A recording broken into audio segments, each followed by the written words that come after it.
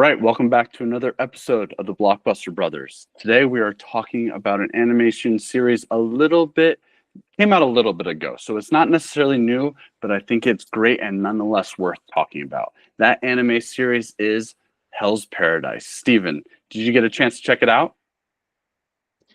Holy crap.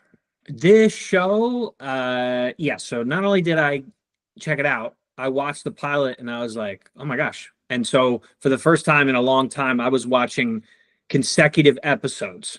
And then when I realized there was only about 10 or 11 on the whole first season, I had to be like, okay, I can only watch two at a time. This show is unbelievable. It is not for the faint-hearted. This is definitely not a PG-13 show. This is a R-rated, almost arguably MA show based on just the graphic nature of some of the violence in it. But this show is extremely unique, combining almost, I would say, the Edo period of Japanese with samurais mixed in with Lost, where there's a lot of questions, there's a lot of unanswered of things that are happening on in the show that you're going, wait, what are the rules of this world and what's going on? And the first episode is certainly, I would say, actually outside of the world, mostly that the rest of the season takes place in. And just wanted to mention this studio that made this is called MAPPA, MAPPA, and listen to this.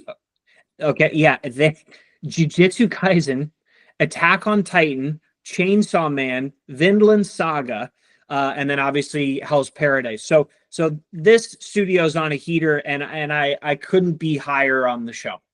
Yeah, man, and I know that there's a little bit of heat actually on the studio, or like memes going on about like them just continue to pick up more and more of these projects and these animators just getting like so worked over this. So that always goes through it, but they're picking up these hit series. They definitely have a finger on the pulse of what is working within the anime world.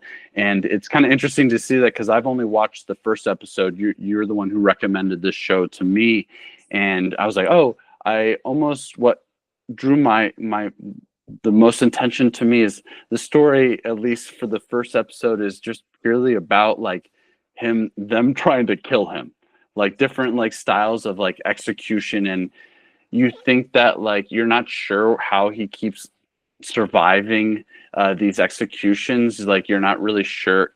He says he wants to die. He almost sounds defeated, but then halfway through the episode, it's kind of like it plays on the classic anime trope of like heavy voiceover, of like heavy hearing like the character's thoughts. It almost exists more so in that space for this show. And then I thought that the interesting element was, the revealing of like he's just actually super, super strong. And that's kind of like the twist of like, no, he doesn't want to die. He actually does want to live. It was a cool introduction to show his strength and kind of develop his space within this world.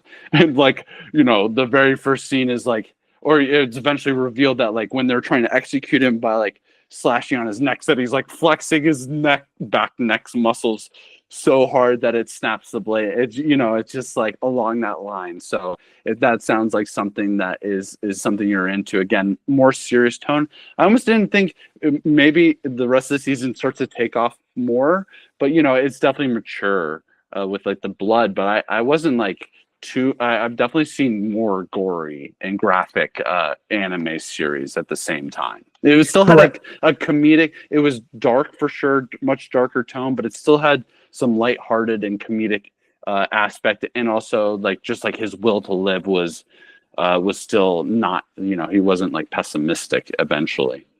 Yeah, and that's a good point. That is a good point to bring up, because it's around Attack on Titan and Chainsaw Man, that level of graphic, but it's certainly not light. But Mappa catching heat, on two sides of the coin. One, because they're making really good shows, and the other because there might be some workplace difficulties going on with the employees there. So hopefully they get that figured out. But that is Hell's Paradise.